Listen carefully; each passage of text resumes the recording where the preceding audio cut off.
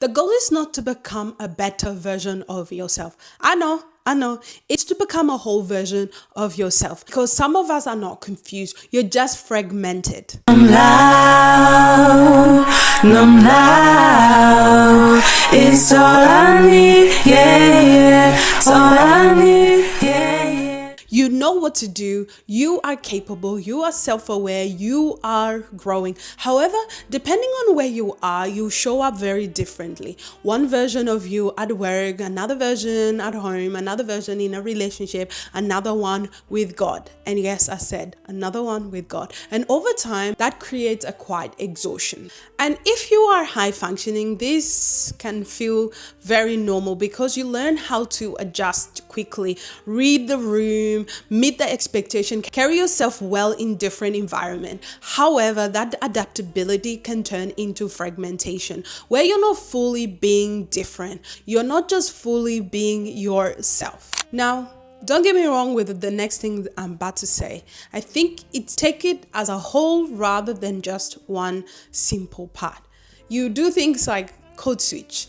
You filter, you hold parts of yourself back, not randomly but strategically, because at some point you learn this version of me is not safe here and this version isn't, so you adapt it and it worked. However, now it feels like you're constantly managing yourself. Fragmentation is often protection. It doesn't mean that you're faked. It means you learn how to survive in environments. However, what helped you survive can quietly stop you from feeling whole, because when you're always adjusting, you lose a sense of who am I when I'm not adapting? And this actually shows up in subtle ways. You feel drained after being around people. You overthink how you come across. You struggle to fully relax in certain spaces. You feel like you're always on more than you like, not because you're doing something wrong, however, because you are holding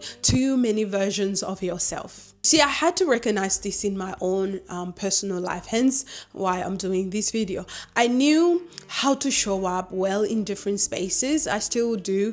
However, I had to ask myself, where do I actually feel like myself the most?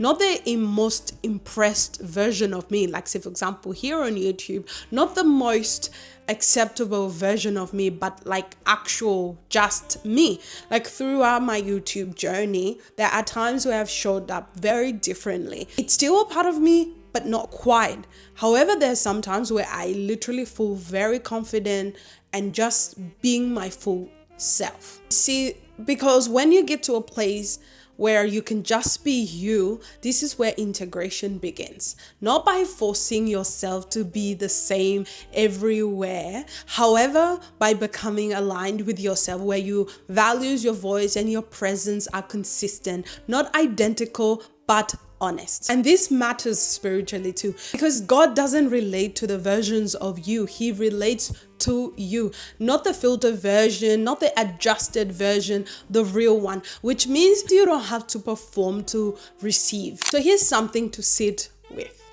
Where do I feel most like myself?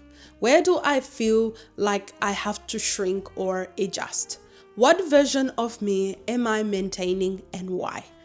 No pressure, just awareness, because awareness is where integration begins. Like, for example, sometimes like there's certain group of friends that I have that I feel very, very comfortable with. And so I can just be my most authentic self, right? It doesn't mean you're rude or be, looking however you like. Yes, that's also a part of it. But actually inside me, there is no fakeness. There's none of that. And I feel free.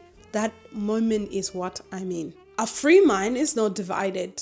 It is honest, aligned, and at peace.